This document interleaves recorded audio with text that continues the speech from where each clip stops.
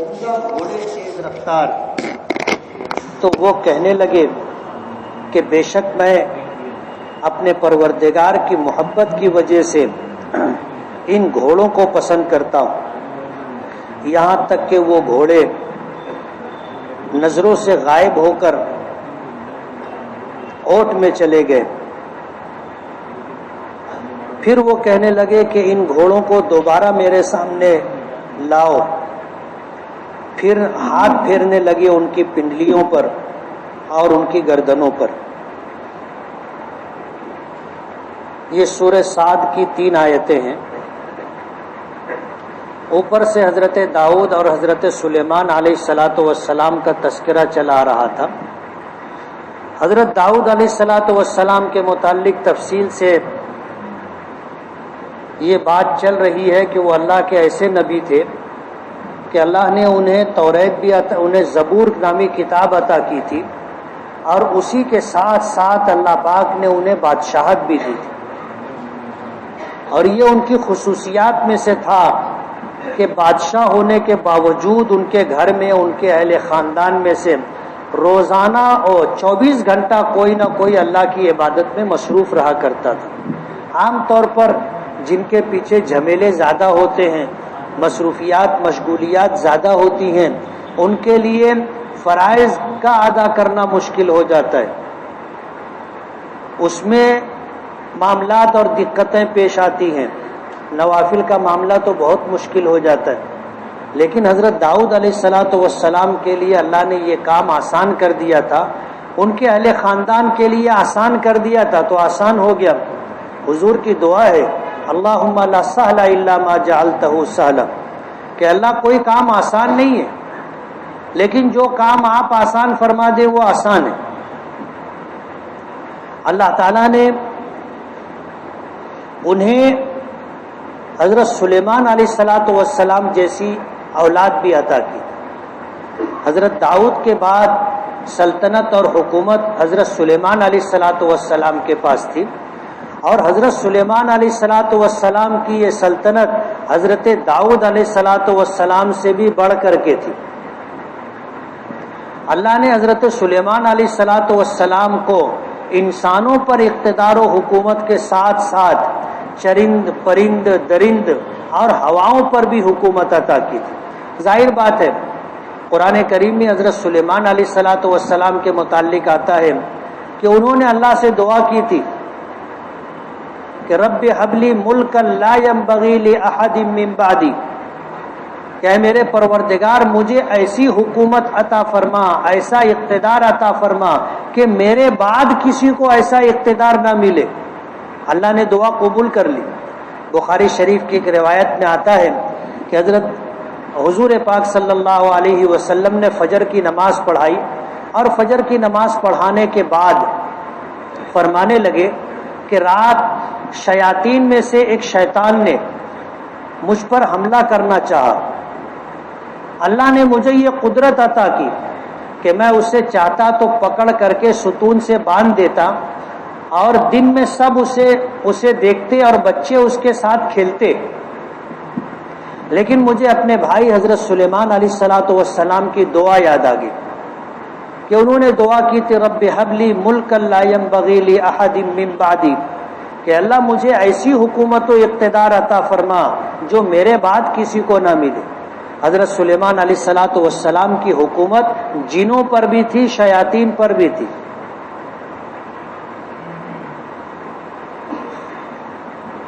کسی ایک انسان کے قبضے میں ایک جن آنا مشکل ہوتا ہے۔ جو لوگ بولتے ہیں میرے قبضے میں جن ہے، وہ سب ہوائی دیتے، ہوائی سمجھتے نا۔ میرا ایک جگہ جانا ہوا تو کچھ لوگ کہنے لگے کہ یہ پیر صاحب حضرت کے قبضے میں جن ہے،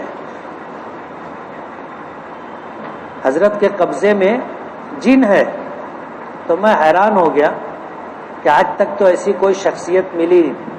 میں نے ان سے پوچھا کہ حضرت یہ لوگ کہتے ہیں کہ آپ کے قبضے میں جن ہے، آپ جیسا حکم دیتے ہیں ویسا کرتا ہے،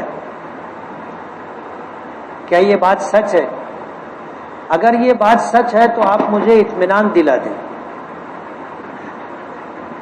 مجھے یقین آ جائے آپ اس جن کو حکم دو کہ میرے سر کی ٹوپی اتار کر کے یہاں رکھ دے. اب وہ نظر تو نہیں آتا، یہاں بھی ہوں گے اور ہماری مسجد میں ہے الحمدللہ.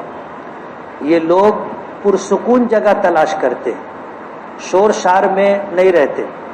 حدیث پاک میں آتا ہے کہ جنگلات اور پہاڑوں میں رہتے ہیں جہاں لوگوں کا گزر نہیں ہوتا، ایسی جگہوں پر رہتے.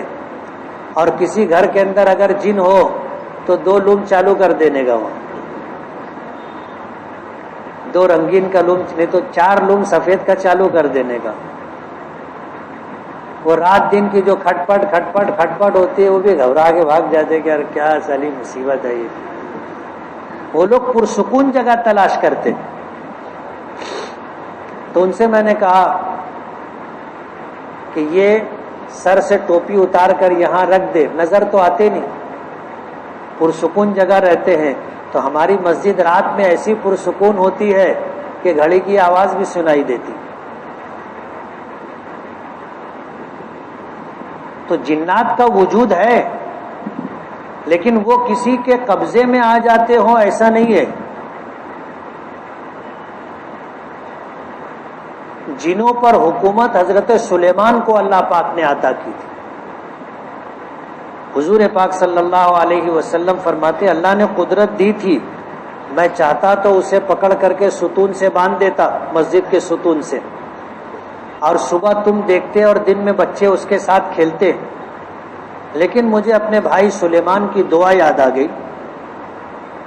ان کو اللہ نے جنات و شیاطین پر بھی حکومت عطا کی تھی.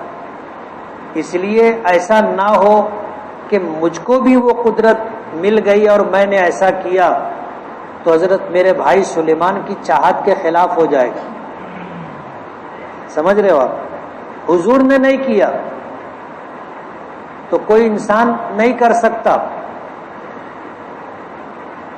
اور اگر انسان کر لیا تو ظاہر بات ہے کہ پھر حضرت سلیمان کی دعا کہاں رہے گی کہ میرے بعد کسی کو ایسا نہ ملے.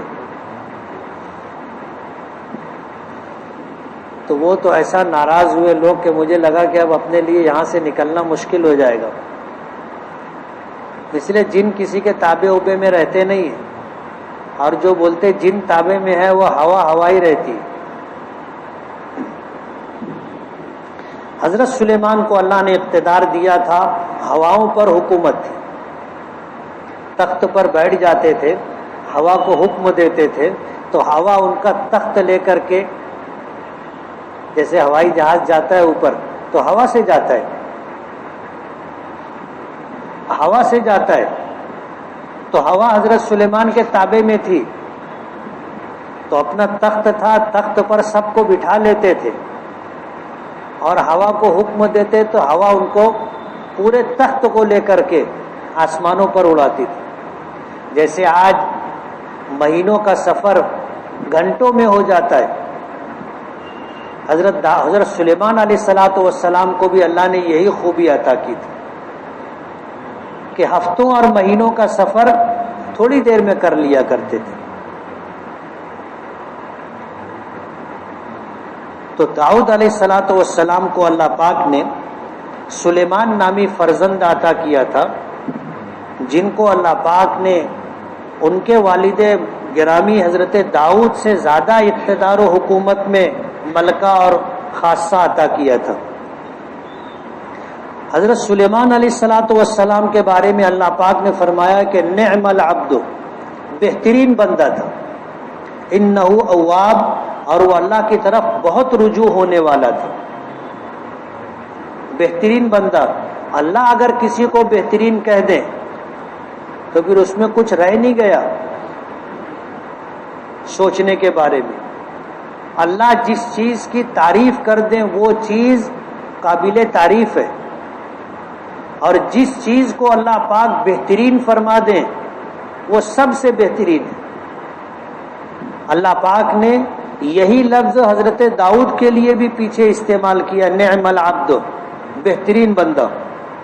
اور یہی بات حضرت داؤد علیہ السلام کے لیے اللہ نے قرآن پاک میں ذکر فرمائی، نعم العبد، بہترین بندہ، انہ اواب، اور اللہ کی طرف بہت کثرت سے رجوع ہونے والا۔ آگے ایک واقعہ ذکر کر رہے ہیں کہ حضرت داؤد علیہ السلام کو گھوڑے بہت پسند تھے، اور گھوڑے بھی کیسے، جو اصیل ہوں، تیز رفتار طاقتور گھوڑے۔ بہت سارے گھوڑے انہوں نے پال کے رکھے تھے، اور گھوڑوں سے اتنا لگاؤ تھا کہ خود ہی معائنہ بھی کیا کرتے تھے۔ وہ سائنس اور گھوڑوں کے خدمتگار پر بھروسہ نہیں کرتے تھے۔ گھوڑوں سے اتنا لگاؤ، اتنی محبت تھی کہ صبح و شام خود ہی گھوڑوں کا معائنہ بھی کیا کرتے تھے۔ اذ عرض علیہ بالعشی، کہ ان کے اوپر معمول کے مطابق گھوڑے لائے گئے شام کے وقت، عصر سے لے کر کے یا ظہر بعد سے لے کر کے سورج غروب ہونے کے وقت کو عربی زبان میں عشی کہا جاتا ہے، عشیٌ، جس کو ہم اردو میں کہتے ہیں شام۔ شام کے وقت یہ گھوڑے حضرت داؤد علیہ السلام کے سامنے پیش کیے گئے۔ الصافنات الجیاد، صافنات صافنون یا صافنتن کی جمع ہے، جس کے معنی آتے ہیں عمدہ گھوڑے، بہترین اور شاندار گھوڑے۔ الجیاد تیز رفتار، یہ جواد کی جمع ہے، تیز رفتار گھوڑے، بہترین اور شاندار گھوڑے پیش کیے گئے۔ حضرت داؤد علیہ السلام نے انہیں دیکھا، معائنہ فرمایا تو فرمانے لگے کہ انی احببت حب الخیر عن ذکر ربی، ان گھوڑوں سے محبت اپنے پروردگار کی یاد کی وجہ سے، کہ اللہ کے جو دشمن ہے یہ گھوڑے ان کے خلاف میدان جہاد میں ہمارے کام آتے۔ اس زمانے میں اور آج بھی میدان جہاد میں سب سے بہترین سواری اور مددگار چیز گھوڑے۔ تمام دنیا کی فوجوں کے پاس آج بھی گھوڑے رکھے جاتے، ہندوستانی فوج کے پاس بھی بہترین شاندار گھوڑے ایک بہت بڑی تعداد میں،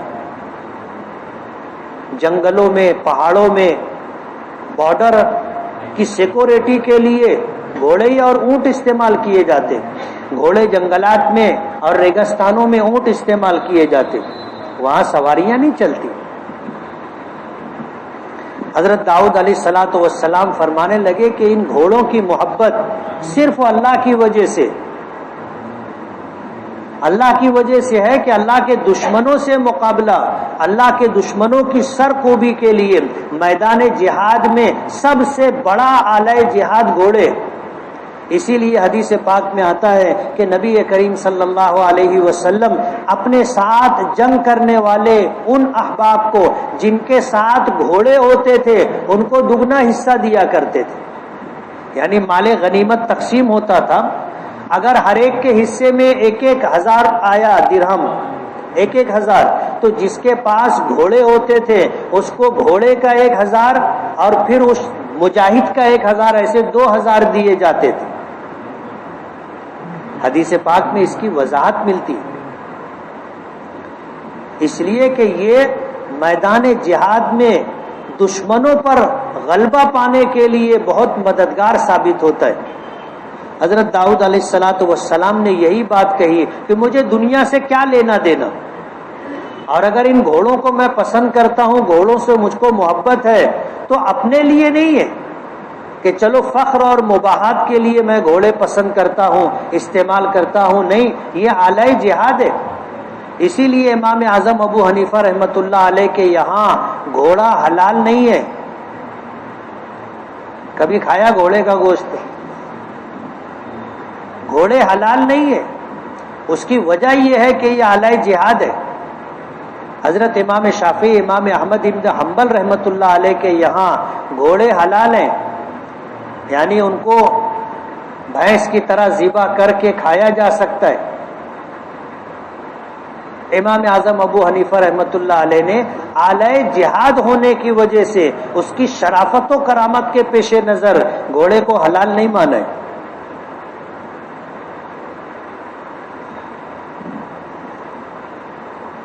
تو حضرت سلیمان علیہ السلام نے کہا کہ یہ اعلی جہاد ہے، اس لیے مجھے یہ گھوڑے پسند ہے، اپنی ذاتی خواہش اور فخر و مباحات کے لیے نہیں، وہ گھوڑے ان کے سامنے لائے گئے اور دوڑائے گئے، یہاں تک کہ وہ گھوڑے اتنی دور نکل گئے کہ نظروں سے اوجھل ہو گئے، پھر نظر نہیں آ رہے، اتنی دور ہو گئے۔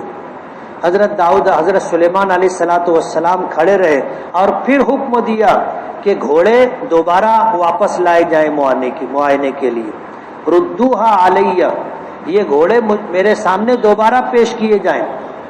حکم کے مطابق گھوڑے ان کے سامنے لائے گئے، فطفق مسحا بالسوق والاعناق، تو گھوڑوں کی محبت اور پسندیدگی میں گھوڑوں کی پنڈلیوں پر اور ان کی گردنوں پر حضرت سلیمان علیہ السلام ہاتھ پھیرنے لگے۔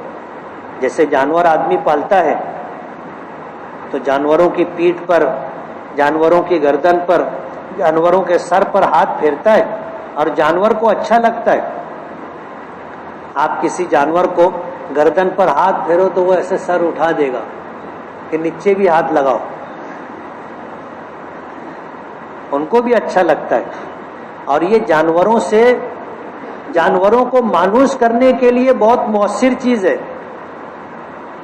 اس کی گردن پر، کان کے پیچھے اور گردن کے نیچے جب ہاتھ پھیرا جائے تو جانور کو بہت اچھا لگتا ہے اور محبت کی نظر سے وہ دیکھتا ہے۔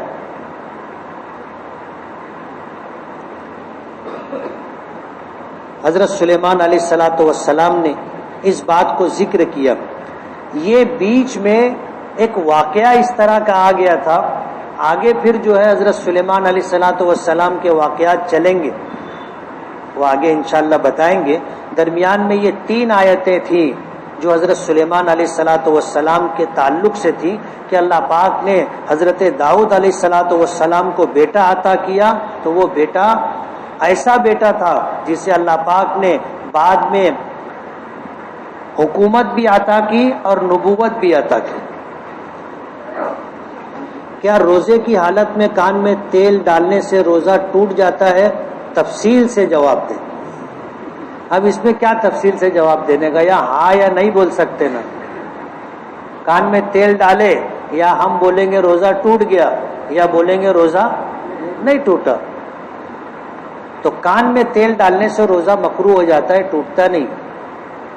دیکھو بات ایسی ہے کہ کچھ چیزیں ہوتی ہیں منفذ اصلی۔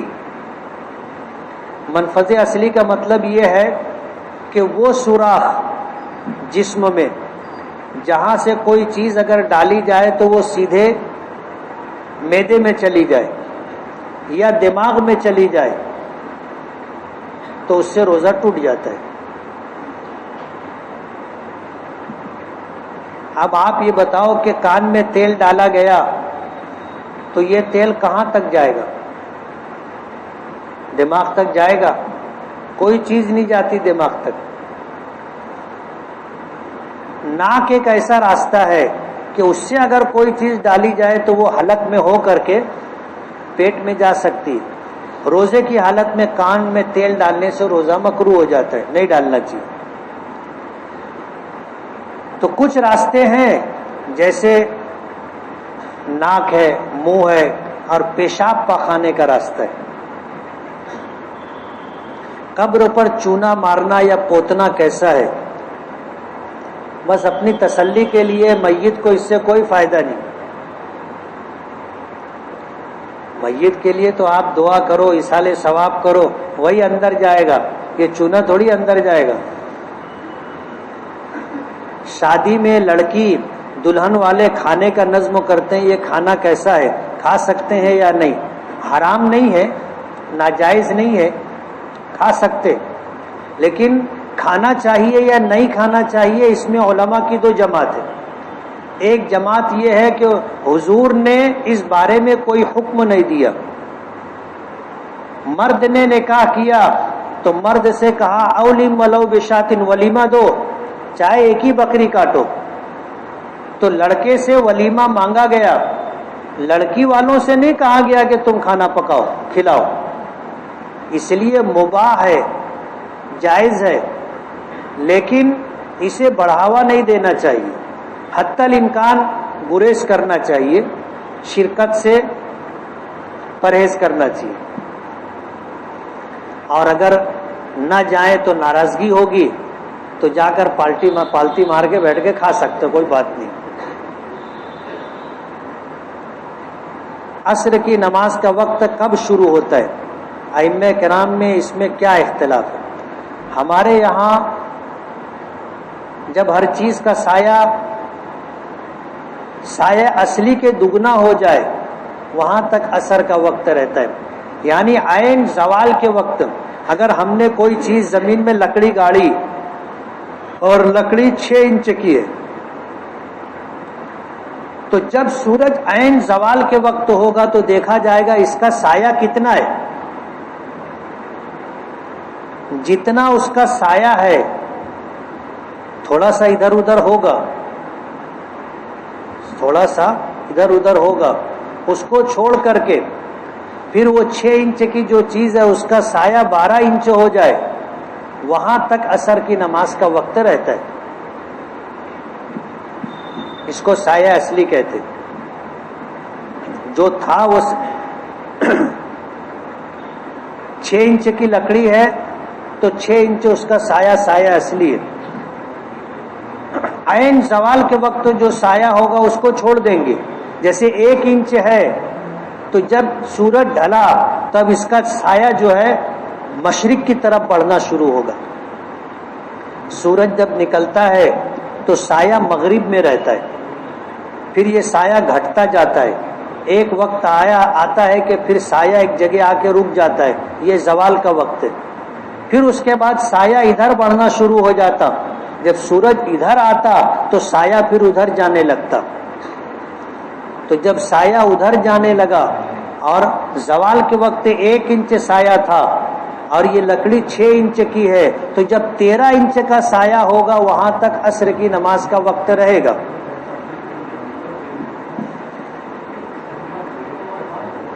عصر کی نماز کا وقت 13 انچ کے بعد شروع ہو. امام شافعی امام احمد ابن حنبل رحمۃ اللہ علیہ کے یہاں جب یہ سایہ 7 انچ کا ہو جائے گا تو عصر کا وقت شروع ہو جائے گا. تو وہ جو 1 انچ کا سایہ تھا وہ سایہ اصلی کہلاتا ہے. اس کے بعد جو سایہ ہے وہ سایہ مثل کہلاتا ہے. اسی لیے کہتے 1 مثل، یعنی 6 انچ کی لکڑی ہے تو 6 انچ کا سایہ 1 مثل، اور 6 انچ اور ہو گیا تو 2 مثل ہو گیا. اتنا وقت یہ فرق ہے. تو ہمارے یہاں ظہر کا وقت کافی دیر تک رہتا ہے. اسی لیے آپ دیکھو گے جن کے یہاں سایہ اصلی کے علاوہ 1 مثل پر اذان دی جاتی ہے، جیسے اہل حدیث جماعت کے یہاں آپ دیکھو گے کہ ان کے یہاں عصر کی نماز جلدی ہوتی ہے تو وہ 1 مثل کے بعد ان کے یہاں وقت شروع ہو جاتا ہے. وہاں سے عصر کا وقت شروع ہو گیا تو ان کے یہاں ظہر عصر میں وقت کم رہتا ہے. عصر سے لے کے غروب تک کا وقت زیادہ رہتا ہے. ہمارے یہاں ظہر سے عصر کا وقت زیادہ رہتا ہے اور عصر کے بعد غروب تک وقت کم رہتا ہے.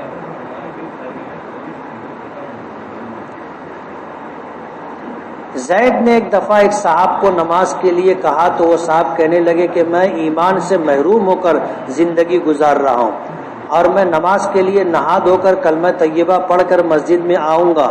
اتنا کہہ کر وہ خاموش ہو گئے. تو اس پر کیا کہنا چاہیے؟ یہ بہت سنگین بات ہے. آدمی اگر یہ کہہ دے کہ میں مسلمان نہیں ہوں تو ظاہر بات ہے پھر اس کے پاس رہا کیا. میرا ایک دوست تھا، اس نے مجھ سے پانی مانگا، میں نے نہیں لا کر دیا. میں اس وقت ضروری کام میں مصروف تھا. تو اب میرا دوست لوگوں میں یہ باتیں پھیلا رہا ہے کہ عید کے دن ہندو لوگ بھی پانی پلا دیتے ہیں اور لوگوں میں مجھ کو چوری کرنے کا اور مجھ پر چوری کرنے کا الزام لگا رہا ہے. تو اب میں کیا کروں؟ سمجھاؤ اس کو. زید مسجد میں سویا تھا. زید کو برے خواب آنے سے احتلام ہو گیا. تو کیا زید جس جگہ سویا تھا وہ جگہ پاک کرنا یا دھونا ہوگی، یا پوری قالین جس پر زید سویا تھا اس کو دھونا ہوگا؟ اگر ناپاکی کپڑے میں لگی، بدن پر لگی تو کپڑا اور بدن ناپاک ہو گیا، اور جہاں تک لگا ہے اتنا ہی ناپاک. جیسے آدمی لنگی پہن کر کے سویا تھا، احتلام ہو گیا تو جتنی جگہ ناپاکی لگی ہے اتنی ہی جگہ لنگی کی ناپاک ہے، باقی پوری لنگی پاک ہے۔ اگر وہ ناپاکی قالین یا دری میں لگ گئی یا چادر میں لگ گئی تو جتنے پہ لگے گی اتنا ہی ناپاک، پوری قالین ناپاک نہیں ہوگی، پوری چادر ناپاک نہیں ہوگی۔ اور اگر وہ قالین یا دری اور چادر پر کچھ گیلا پن نہیں آیا، ناپاکی نہیں لگی تو وہ پاک ہے۔ اسی طرح بدن پر جو کپڑا ہے وہ بھی ناپاک نہیں ہوگا جب تک اس پر ناپاکی نہ لگے۔ عام طور پر لوگ ایسا سمجھتے ہیں کہ جو بنیان پہن کر کے ہم پہنے ہوئے تھے اگر ہم بستری کی یا احتلام ہو گیا تو یہ کپڑا بھی ناپاک ہو گیا، ایسا نہیں۔ شب برات کی نماز جیسے صلاۃ التسبیح عورتیں جماعت کے ساتھ پڑھ سکتی ہیں یا نہیں؟ نفل کی جماعت مکروہ ہے۔ اگر گھر میں پڑھی لکھی عورتیں نہ ہو تو کیا پڑھ سکتی ہیں؟ اللہ کا ذکر کرے، نفل نماز پڑھ لیں۔ بعض گھر کے رنگ گرمی کے دنوں میں بعض گھر کے لوگ گرمی کے دنوں میں اوپر چھت پر سوتے ہیں، تو کیا عورتیں اور لڑکیاں بھی سو سکتی ہیں؟ سو سکتی، کوئی حرج نہیں ہے شرعاً۔ البتہ ایسی چھت پر حضور نے سونے سے منع کیا ہے جس پر احاطہ نہ ہو۔ گیلری جو بنائی جاتی ہے 2.5-3 فٹ کی، وہ رکاوٹ نہ ہو تو ایسی چھت پر نہیں سونا چاہیے، جیسے ڈھابا ہوتا ہے، ڈھابے پر نہیں سوئیں گے۔ بسا اوقات ایسا ہوتا ہے کہ آدمی نیند میں اٹھتا ہے چلنے لگ جاتا، ایک بیماری ہوتی جس کو قابوس کہتے، قابوس، کہ آدمی نیند میں اٹھتا ہے تو جیسے بیداری میں وہ چلتا ہے ایسے ہی چلتا ہے وہ، اور بہت سارے کام جو دن میں بیداری کی حالت میں کرتا ہے نیند میں بھی کر لیتا ہے۔ میں نے ایسے ایک مریض کو دیکھا ہے، ہمارے ایک استاذ تھے، ان کو یہ بیماری تھی اور میں ان کی خدمت کرتا تھا، تو ہم لوگ جو ہے ان کے بازو میں کمرے میں سوتے تھے، تو کبھی ایسا ہوتا تھا کہ وہ نیند کی حالت میں اٹھ کر کے چلنے لگتے تھے، تو انہوں نے یہ کیا تھا کہ دروازے میں تالا لگاتے تھے اور تالا لگانے کے بعد چابی ہم لوگوں کو دے دیتے تھے، ورنہ آدمی معمول کے مطابق چابی اگر تکیے کے نیچے رکھا تو اٹھا تو تکیے کے نیچے سے چابی نکال کے تالا نیند کی حالت میں آنکھیں بند رہتی کھول لیتا ہے، اب باہر نکل گیا تو کچھ بھی ہو سکتا، تو وہ تالا لگا لیتے تھے اور چابی دوسرے کو دے دیتے تھے۔ اب دوسرے نے چابی کہاں رکھی ان کو معلوم نہیں رہتا تھا، تو اگر اٹھ بھی گئے تو کمرے کے باہر نہیں نکل پاتے تھے، سمجھ رہے ہو؟ تو ایک مرتبہ ایسا ہی ہوا، تو ہم لوگ کیا کرتے تھے، اگر ایسا کچھ ہوا، آہٹ ہوئی، تو ہم لوگ آواز دے کر کے ان کو بیدار کر دیتے تھے۔ اب ایک مرتبہ ایسا ہی ہوا کہ بس وہ نیند میں اٹھے اور پلنگ پر سے نیچے کود گئے، اب مچھردانی لگی ہوئی تھی تو مچھردانی لے کے کود گئے، ہم لوگوں نے زور زور سے آواز دی، پھر انہوں نے کہا کہ لا حول ولا قوت الا باللہ، لا حول ولا قوت الا باللہ۔ پھر ہم لوگوں نے دروازہ کھولا اور کھولنے کے بعد ہم لوگوں نے پوچھا، میں دادا بولتا تھا ان کو، میں نے کہا دادا کیا ہو گیا تھا؟ بولے میں خواب دیکھا کہ میں ٹرین میں سفر کر رہا ہوں اور یہ دیکھا کہ ایکسیڈنٹ ہو گیا ہے تو میں ٹرین سے کود گیا تھا۔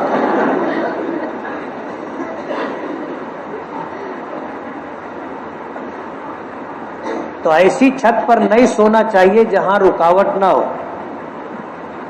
کبھی ایسا ہوتا ہے کہ آدمی اٹھتا ہے بیدار ہو جاتا لیکن نیند کا اتنا غلبہ رہتا ہے کہ پھر وہ ادھر ادھر چلتا ہے، تو چھت سے گرنے کا، حادثہ ہو جانے کا اندیشہ۔ نکاح کے بعد کھجور، چھوارا اور شربت وغیرہ دیا جاتا ہے، اس کا لینا کیسا؟ لے سکتے ہیں۔ اللہم صلی وسلم وبارک علی سیدنا۔